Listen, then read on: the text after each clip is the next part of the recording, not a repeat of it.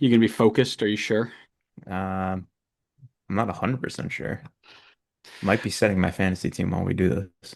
Well, let's just intro it Actually, then. no, I'll do that. I'll do that another day because No, there's you no can you games for can set it today. right now while I intro it. You can set it for the entirety of the intro. I don't even need to do that. There's no more games today. Because what's going on, everybody? Welcome back to another episode of the Designated Players and MLS podcast. On the day that we're posting this, the MLS season is still going on. That fantasy team might be relevant, but what's more relevant is that today the Club World Cup kicks off. And we thought it would be wrong of us not to do a quick preview of each team's group, talk about their chances of advancing, and then just do a quick overall preview of the tournament itself. I'm Andrew, that's Connor, and this is your Club World Cup preview. What's going on, buddy? Not much. I hear the streets are calling us the Club World Cup experts. So I'm glad we're finally covering this topic. That's uh that's wild. I don't know if I would say that, but I do have a bit more information than most on the groups that these players are coming into. So it'll be a little bit more in depth than your usual. And I've got the information on one of the teams that one of these teams is playing against. That's what they bring me here for. The You're a specialist. big Club de Tunis guy. I am. Yeah, actually. Atlanta goal. Was it Moranchuk? Derek Williams into it looks like it got deflected. Oh, he's offside. You fuck.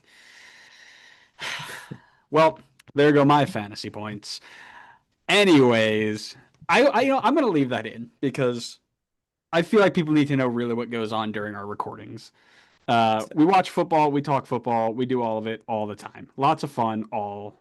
Oh, and that's right. That would have been fantasy points for Jamal Tiare, who I used as a switcheroo. Good job.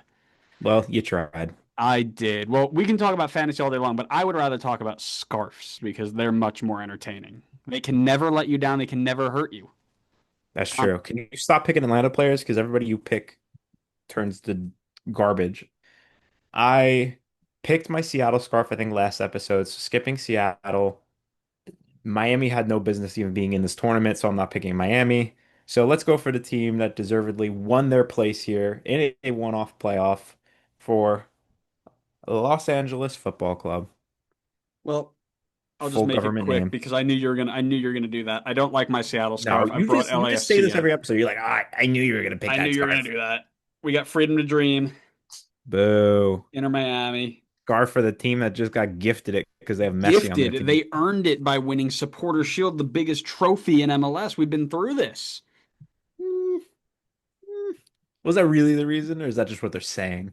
Listen, we don't question our Lord and Savior Don Garber. We don't question our Lord and Savior Gianni Infantino. We just That's move, true. That's true. you know? So listen, Yeah. let's chat tournament really quick and get moving on this because I think we've gone a little bit too fun. We've had a little bit too much fun in this intro, and we got to get down to How dare we? business. Yeah, How down to dare we have business. fun? Nobody wants to hear us This is a have fun. professional podcast, not Oh, a fun before we do that, podcast. hold on. Before we do that, I said that if we had somebody give us the 10th Spotify rating, we would give them a shout out. So I want to give a shout out too, and I can only go off of the username. I'm sorry. It is Jeff K66, who was our Ah, number that's my 10. burner account. That's your burner account. Jeff, big shout out to you. And I also want to give a shout out to Luke from the Queen City Pod over in Charlotte, who I believe was number 12. I'm going to double check that really quick. Oh, now we got to find number 11. Who We was got to number find 11? whoever number 11 was. You got to give us a shout. It Yes. wasn't me. Sorry, Queen City Soccer Show, I should say, not Queen City Pod. Their handle is Queen City Pod, but Queen City Soccer Show, they were number 12. So shout out to you all as well. Hopefully we can get a collab going sometime soon. But I didn't want to forget that because I said I would do it, and I'm a man of my word. Can But I get a shout out if I am the first one-star review? no, you get kicked off the pod. Is that all it takes? Yeah. Oh man, I would have done this ages ago. All right, let's switch. Got my weekends back. Let's lock in. Let's get this done because we got another episode Yeah, to film sorry, too after much this. fun. Too much Yeah, we fun. are having way too much fun. Okay, listen. So for the tournament, for those of you who don't know, this is the Club World Cup. It has expanded to 32 teams, up from a grand total of six in the last iteration. Was it really only six? It was only six teams in 2024. Jeez. Um, and it boasts a staggering prize pool of $1 billion. Insert the meme for the all the teams involved. It takes place in the United States. I will be at two of the games, and it will host teams from all six confederations, taking place from June 14th, which is the day you should be watching this, to July 13th, so a full month. It's a tournament similar to the World Cup. It takes this iteration, the 32 team expanded, takes place every 4 years. Next year, it will go back to being just the winners of every confederation, and that's known as the Intercontinental Cup. Sure. In this 32 teams, you've got 8 groups of 4. They will play one match against every one of their group mates. The winners and the runners-up go to the knockout rounds, played like a March Madness or the World Cup, style bracket, until the winner is crowned. So it's very, very similar to the World Cup we are preparing for. So before we get into the actual previews of the group, first I want to say we're not going to cover MLSPA in Seattle because we've done that a couple of times already. So if that's something you are interested in, you can go take a look at our other episodes. And also, I don't usually speak for both of us in these sorts of games minutes, but I think it's safe to speak on behalf right now, both of us, that it'd be amiss of us not to mention the elephant in the room when it comes to these games, and that's the fact that the American government is sending their police force, I guess, for lack of a better term, in the immigrations and custom enforcement to target immigrant individuals at these events. Personally, and Connor, you can correct me if I'm wrong. If you don't share these feelings, that's fine. But I think it's disturbing. I think it's outright wrong. If you can't go to a sporting event and watch your team play without needing to show proof of residency, we've strayed drastically far from the ideals that made this country what it was. So if you choose to go, stay safe, enjoy the match, and if you choose to stay home, sorry it's come to this, but I felt the need we needed to address that. I know. I mean, that's crazy. I mean, you may only get a limited number of chances to see your team play live because they're coming to this country and in a competitive match, mind you. Like people do tours here all the time, and it's just friendlies, and they're throwing out the C team out there, but you probably seeing starters out here, and you get a chance to do it, and now it just gets completely ruined by this absolute buffoonery, if I had to use a word. Yeah, Um, yeah. so Well, yeah, I am right on board with you. yeah. I'm a bit worried. We're heading out to Atlanta on Monday, and it seems that there are going to be issues. I'll just leave it at that. I don't know exactly what it was. I don't want to speculate, but I've been told to kind of be vigilant when we go out there, which is a shame because I know how excited, my brother and my pops are coming down from New York to see this. And there's nothing, Matt wants more than to see this game. I know it. And it'd be a real, real shame if something were to happen where we weren't able to see it. And the tweet that they put out about being suited and booted and ready to go, like it's it crosses a line from enjoying sports to turning it into something it doesn't need to be. So, I just felt the need to put that out there. We very, very rarely go into non-soccer topics on the show, and there's a reason for it because it's not what this is about. But I felt that this was a little bit too big just to ignore. So we'll start going into the actual soccer now, and we'll start with Miami. So it's Lionel Messi's side, and they have earned, and I want to emphasize, they've earned this bid as the host nation spot. And how did they get that? They won the 2024 Supporter Shield, which, I mean, it's the biggest trophy in MLS. We've spoken about this before. Some may say that Infantino desperately needed Messi money. I don't know. I'm not saying that. Somebody Hello, my might name need is it. I'm Sum. not. Call me Um, Sum. some have said. But listen, Miami currently sit third in the Eastern Conference, 29 points through 16 games. They're MLS's dream team with the likes of Busquets, Alba, Suarez joining the GOAT of modern day football. They score goals for fun, but they can look very exposed and open in the back on any given Sunday. Up against the likes of some real powerhouses, they, like other MLS sides, are going to be up against it. I wanted to go through and just do a quick preview, kind of like we used to do with the World Cup or, you know, some of those other ones where we preview the groups, or the Leagues Cup, for example, where we preview the groups and the teams. This group consists of Palmeiras from Brazil, Porto from Portugal, and Al Ahly from Egypt. They got in by winning the 2021 Copa Libertadores, by being the fifth best ranked team in UEFA's 4-year ranking. Yep, whatever that means. And Al Ahly won the 2020-2021 CAF Champions League. So that's how they all got in.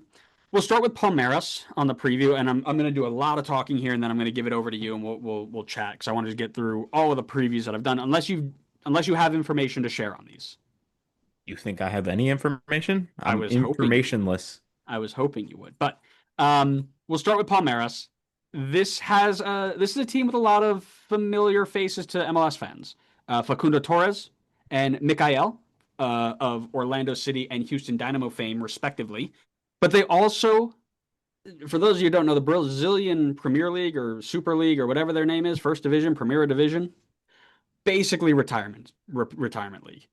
They've got some very old school Brazilian names in there. Felipe Anderson of West Ham fame is the main face in there, but they are also the beneficiaries of the Brazilian hype from Transfer Market. As you know, Transfer Market loves to overrate Brazilians and English players. On Palmeiras, they've got a 18-year-old winger named Estavo. I think I've got that right. Estevao. Yikes. But he is reportedly worth $60 million. Never seen the guy play once, couldn't tell you, don't know anything about where he's linked. But He's a star. He's a he's a star in the starlet, making. baby. He's a starlet. Um, You know where he's going, right? no. He's already signed by Chelsea. Yeah, and so is every other 18-year-old in the world, but why am I supposed to know that? You're talking about Esteval, right? The winger? Esteval, yeah, I was missing the T there. Yeah. He was signed by Chelsea a little while ago, and then he's coming over to Chelsea very soon, maybe already, honestly. I can't remember the exact timing, Wow. but a lot of hype around him. A lot of hype. Leave it to Chelsea to See, pull a Bayern. this is why you bring in the specialist. That This is what I'm here leave, for. leave it to Chelsea to pull a Bayern and You weaken brought me in for the everybody insight. around You them. said what information do I have anything else to add? There you go. Yes, you do. That's my contribution. All right, thanks everybody. I'll catch you for next week's episode. Well, as I was saying, leave it to Chelsea to pull a Bayern, and instead of getting good, they just take all the good players from everybody else and store them in a closet Not somewhere. exactly Bayern. Bayern buys from within the same league. At least they're going outside of the league. Oh man. Well, we'll move on to Porto then, a team that is definitely cooked because they have no former MLS stars on their roster. So if you have no MLS stars, you cannot win. But they do have Canadian center mid Steven Eustachio as a familiar face, and a Juventus center back on loan, Thiago Jallo, in the back. Player to watch for me undoubtedly will be Sam Ajihawa, a 21-year-old Spanish striker worth $50 million according to Transfer Market, who had 19 goals in 30 games this season, which relatively impressive. And finally, the least familiar of all the teams, probably because they aren't on FIFA and nobody knows who they are because they can't be played with. Al Ali, who famously eliminated the Seattle Sounders in their Club World Cup appearance in 2021. Once again, no MLS names that jump out to me, but Mohamed Trezeguet will be one to watch for the side, formerly of Aston Villa. Just want to throw it over to you. I kind of gave you the rundown of who to see. Do you have anybody else you're keeping an eye on, and your thoughts on Miami's chances in this group? This group is a really interesting one. I know people are going to look at this, right? And a lot of people are just going to jump straight to the European teams as the favorites. And I don't necessarily disagree. I think Porto are probably the favorites in this group, but I think it's closer than people are going to give it credit for. I think this group could be completely wide open because there have been very good Porto teams over the years. This one that's coming in finished third in a three-horse race. I mean, the Portuguese league is usually between Benfica, Porto, and Sporting, and they finished third this year, and it was not super close for them. They were 9 points behind Benfica, who finished second. So I think this group is open. Like, I think it's for the taking. I think Miami's got a shot. I think Palmeiras also has a very good chance. I want to I don't know if we're doing predictions, so I don't want to jump the gun. So we can come back to it if we are going to do predictions. So I'll stay away from that for now. But I mean, this is probably the group that I think has the best shot for an MLS side. That's kind of what I'm feeling. Yes, I this is the group that I think if any MLS side is going to potentially top the group, this is the one that's going to do it. I think honestly, forget the players to watch on other teams. I think this depends on how much Miami shows up. as to whether or not how much like how they're going to perform in this group. If Messi and team really care and put in the effort to do well here, which I feel like they will, so long as they're healthy. I mean, this is a very big stage. I think there's going to be a lot of eyes on it, especially from globally, right? Like not just MLS eyes and MLS hater eyes. This is globally again. So I think they're going to probably put a bit more effort into it than they would just a regular season game against San Jose or something. If they show up, I think they have a decent shot to get out of this group. So, I mean, my eyes, I know we gave a little bit of a preview of the other teams, but my eyes is on what, like, how hard is Miami going to try in this tournament? Because there's a lot of fixtures. This is a team where you made the bold prediction last year of they're not going to play, they're going to play less than 50% of the games together. How much effort are they going to put into this? Are they just going to coast, or is this where they're going to put their effort and maybe slack off a little bit more in the league? You're right. This is why we keep you around. Bring the resident Euro snob in who can drop random facts like Porto finished third in a three-horse race. Yeah, because anybody knows that. I mean, I just Googled it right now. It's not like I knew that ahead of time. Sure. Yeah, try and hide your Euro snobism. I get it. I'll share Um, my screen right now. don't. I don't want to see it. I don't need to see what's on there. I disagree with you in the fact that I originally thought that this was going to be the group that we need to like put our hopes on. I've moved away from that feeling. I think based on Miami's defensive record alone, this is going to be a long shot. Not counting out Lionel Messi, right? But I've seen what MLS attack can do against this defense. Now imagine what the likes of Porto or Palmeiras, with all these $50 million players are going to do running at Noah Allen and Sergio Busquets, right? Like this could get really bad. I think they can outscore Al Ali, maybe get a draw off one of the other two, but I don't know if I see them moving on without.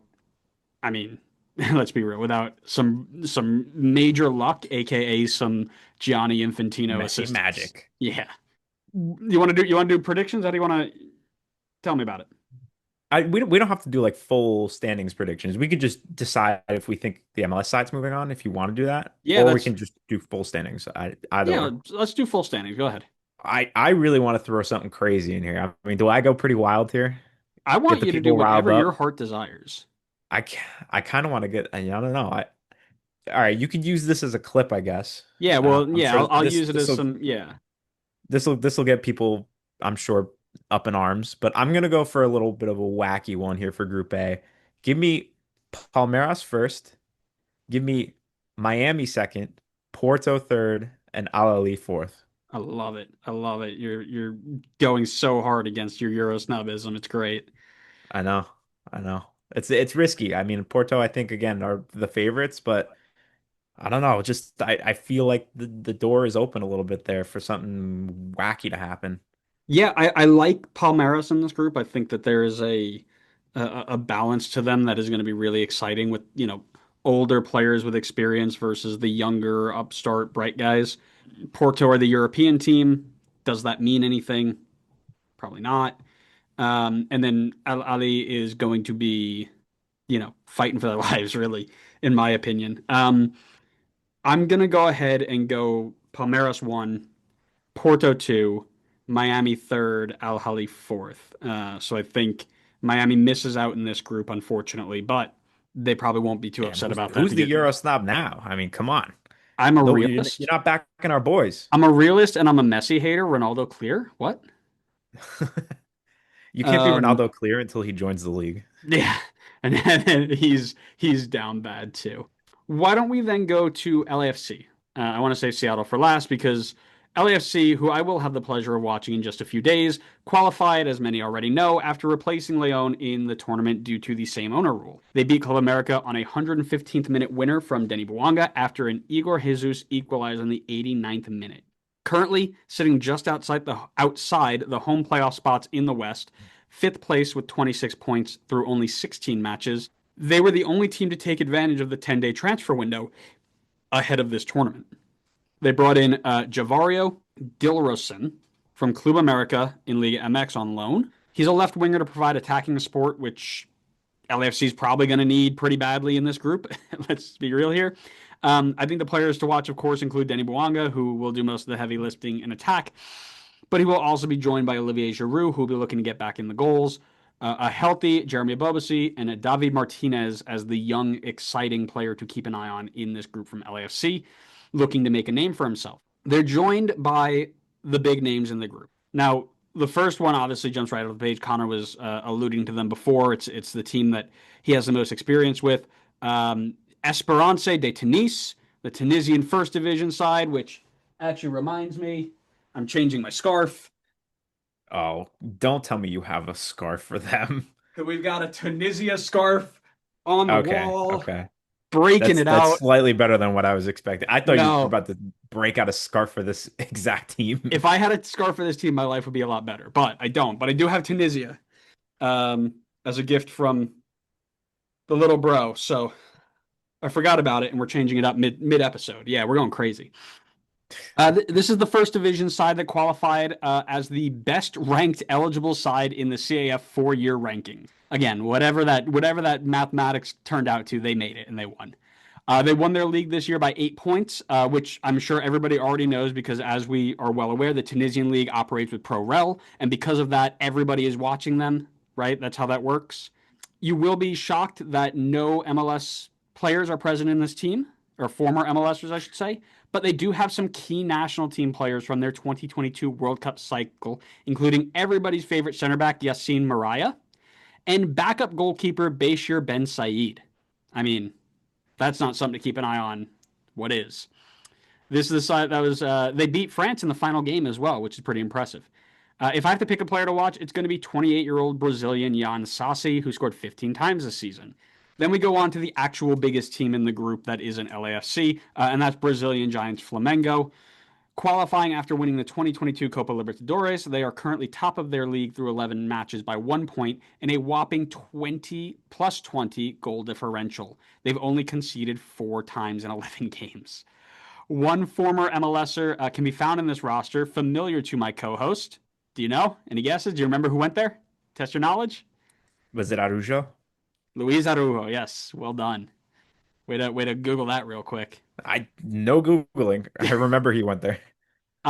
This also seems to be a very big landing spot for many familiar faces from European glory days. Former Man City and Juve star Danilo has come home to play here next to his former teammate in Italy, Alexandro, as well as former Roma man Matthias Vigna in the back.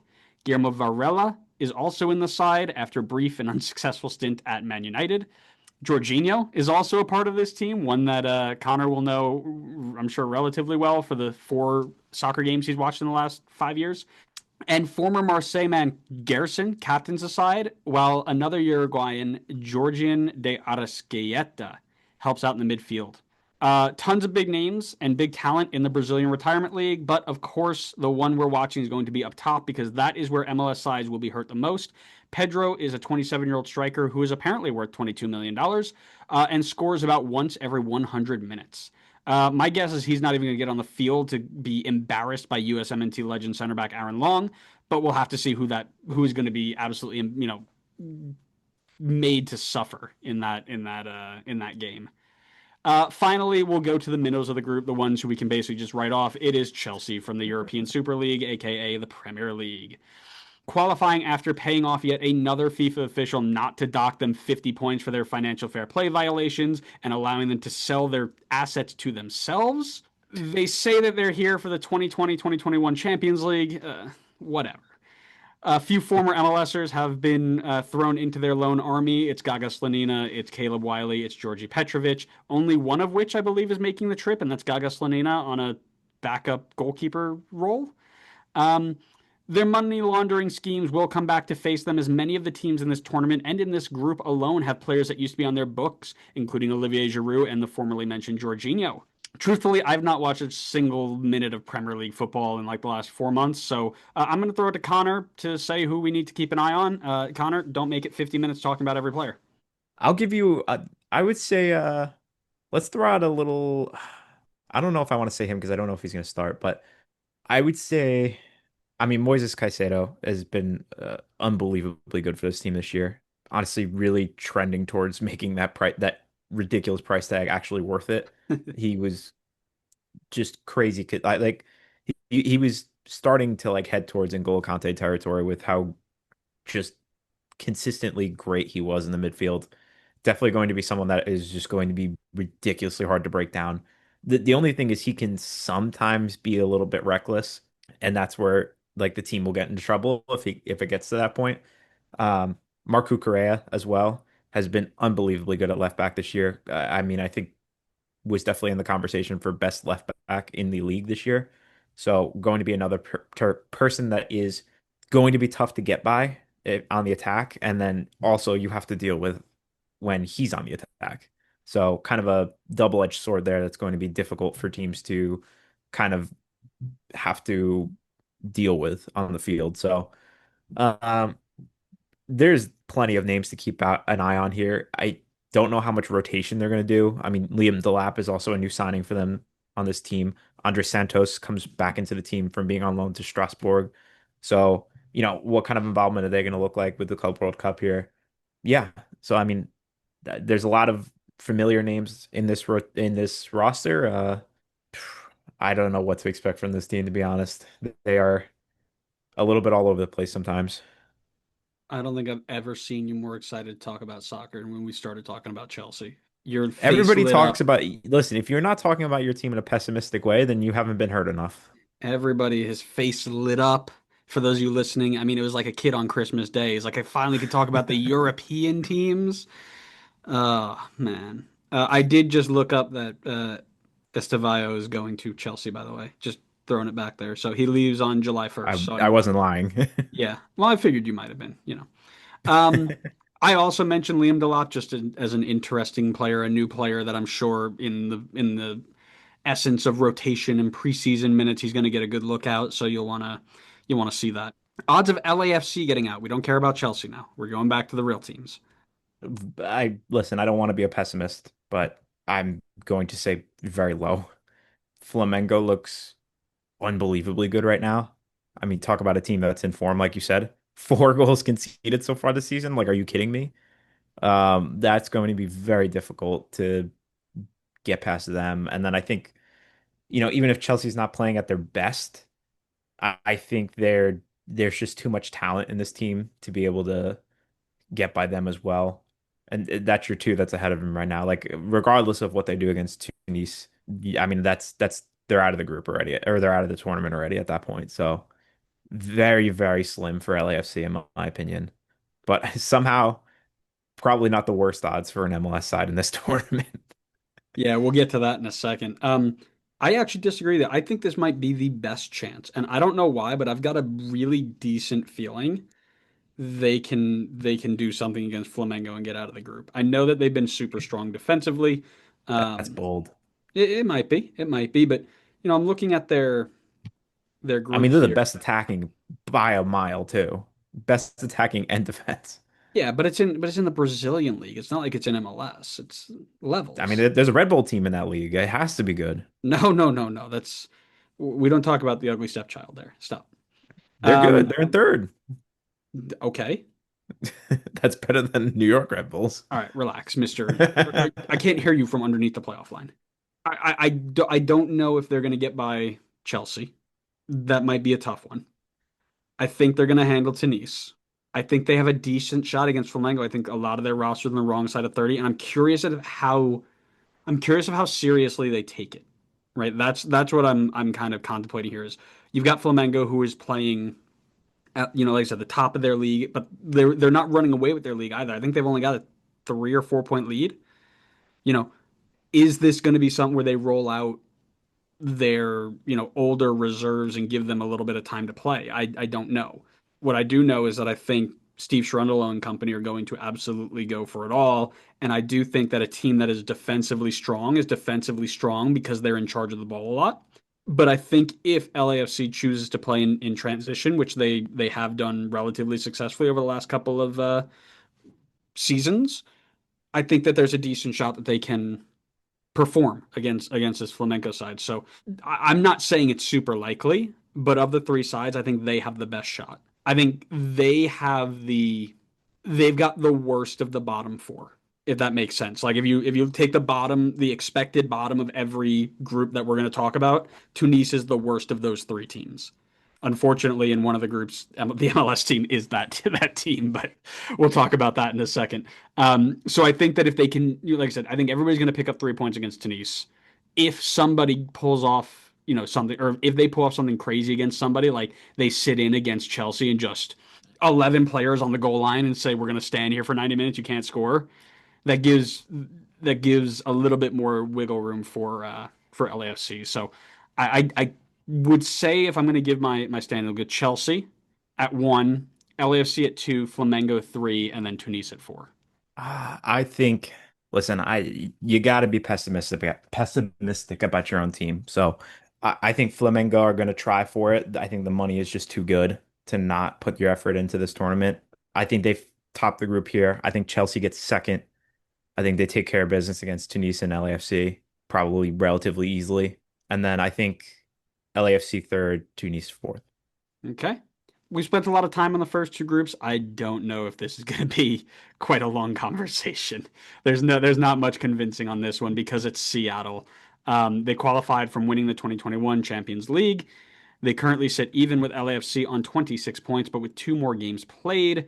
They've been much worse defensively than we expect from them usually. They're not firing up top either. They've got a 0 goal differential heading into the midseason break, and they're on their final run with their dream team of Fry, Paulo, Yamar, Jordan Morris. They're all being given it one more shot at glory in this very, very tough group. If I'm going to pick a player to watch for this group, for those of you who are maybe tuning in and not familiar with Seattle, keep an eye on Georgie Manungu, a wide player for Seattle who is very electric and has more of a final product upside than somebody like Leo Chu did in that area.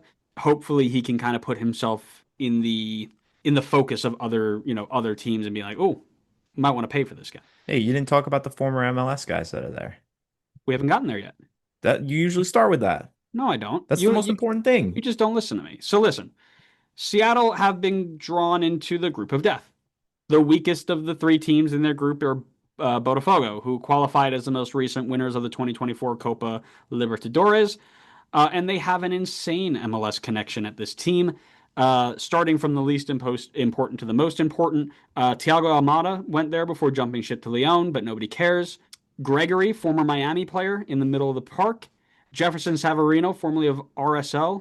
Santiago Rodriguez, formerly of New York City, who are beating Atlanta right now. And last and most importantly, the new home of Elias Manuel, Red Bull striker, who is the definition of failing upwards, who tried to get traded to RSL, said, peace out, I'm good, and then ends up on a team playing in the Club World Cup. Because that's how you do it, friends. You don't need to have skill, you need to know how to negotiate.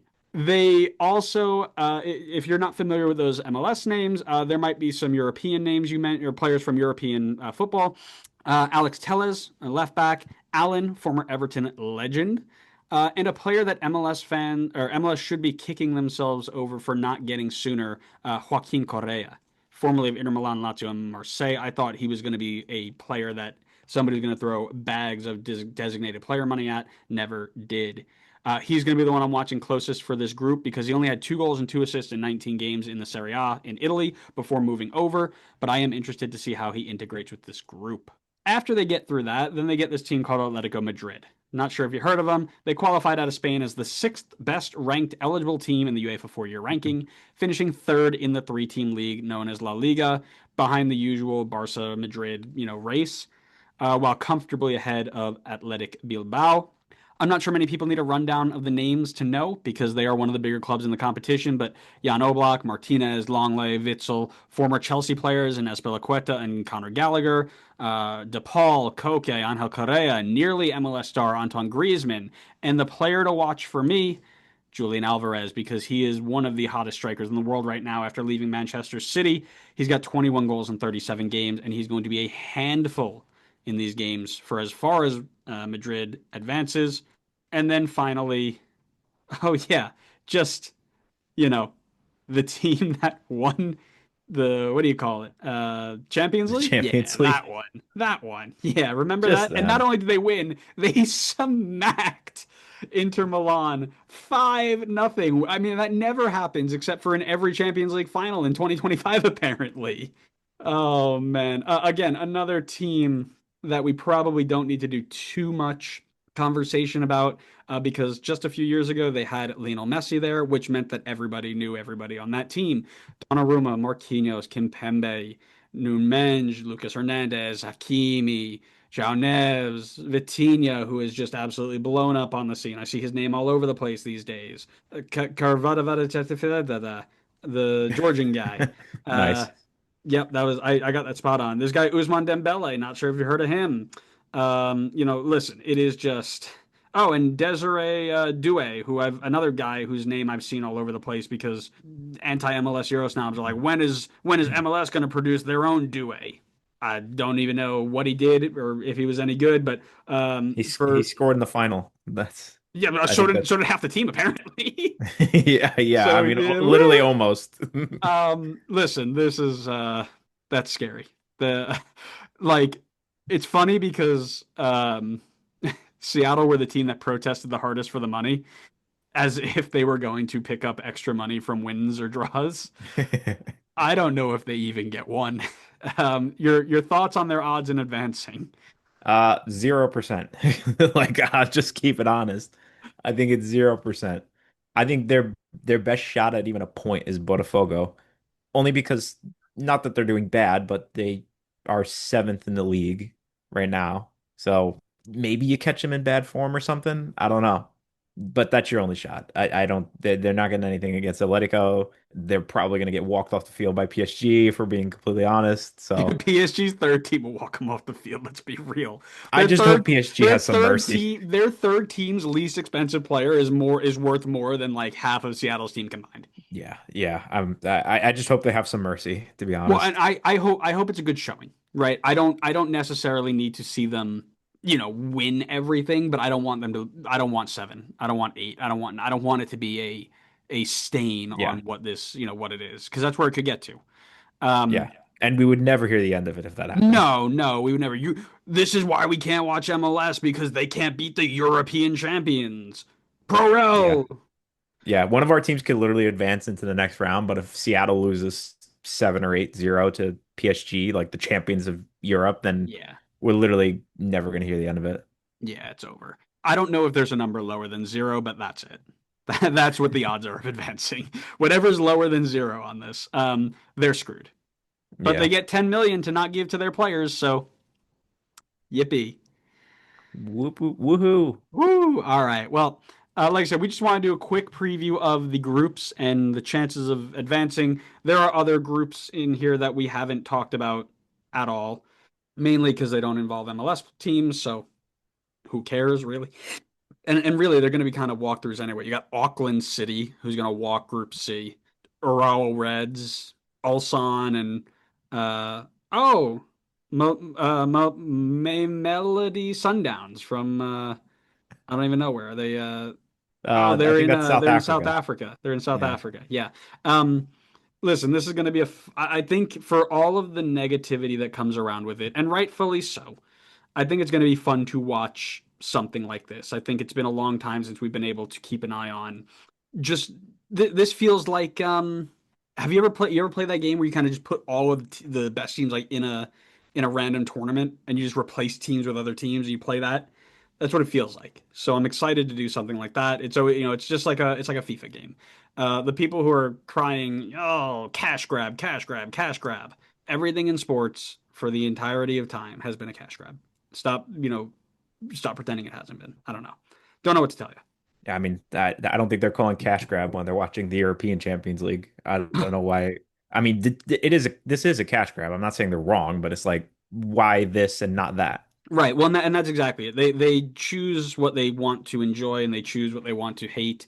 And I just don't get it because if you can enjoy everything, enjoy everything. It's a lot less stress on your body and it makes you feel good. So we hope you enjoyed that preview. Let us know what you think about our MLS teams advancing. And we'll see you next time on the next episode of the Designated Players and MLS podcast. See ya.